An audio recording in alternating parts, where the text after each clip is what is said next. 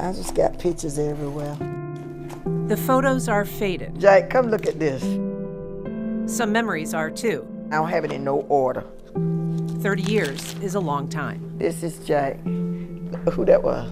But Jackie Cogdell's mom, Juanita, will never forget the sharp outlines of August 18th, 1990. They asked me, did I have a son? And I said, yes. They wanted to come inside. And they arrested him, and they told me that he had shot somebody. Moments later, she watched her 16-year-old son, Jackie, leave home in the back seat of a cop car. I just could not believe what had happened. One night you go out with your cousin, and your whole life is gone. It was a shocking development. The Lee High School football star had just finished a twice-a-day summer practice. And as a teenager, you can make some real stupid decisions. He hadn't even planned on going out that night. One night, joyriding, drinking, pulled the trigger and shot Brandon Lee Knowles.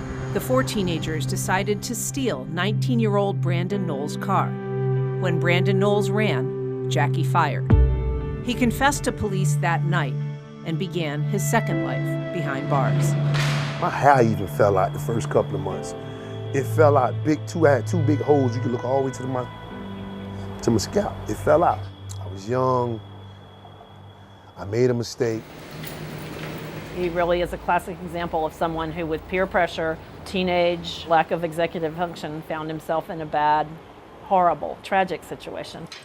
It's probably impossible to understand why 16-year-old Jackie did what he did, but attorney Terry Saab says his crime needs to be filtered by what we do know about adolescent brains. Juveniles are immature, and they're not really adults yet. That fact, now accepted science, is the main reason the U.S. Supreme Court ruled that life without parole for juveniles constitutes cruel and unusual punishment. But at the time, potentially facing death, Jackie took a plea. Jackie ended up with a life sentence at age 17. For the past 3 decades, Jack has reflected on and regretted his crime. I deal with it every day. Where would he be now, and what kind of father would he be? Not a day in his life goes by that he does not think about them and that he does not pray for them. People can change. People can change.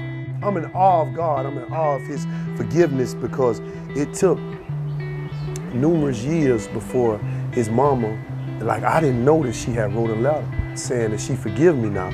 Some things people just can't forgive right away. And I understand because I took her son's life.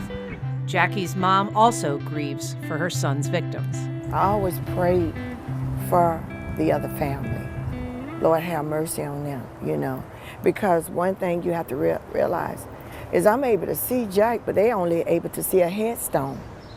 That lesson hit home with cruel irony 3 years ago.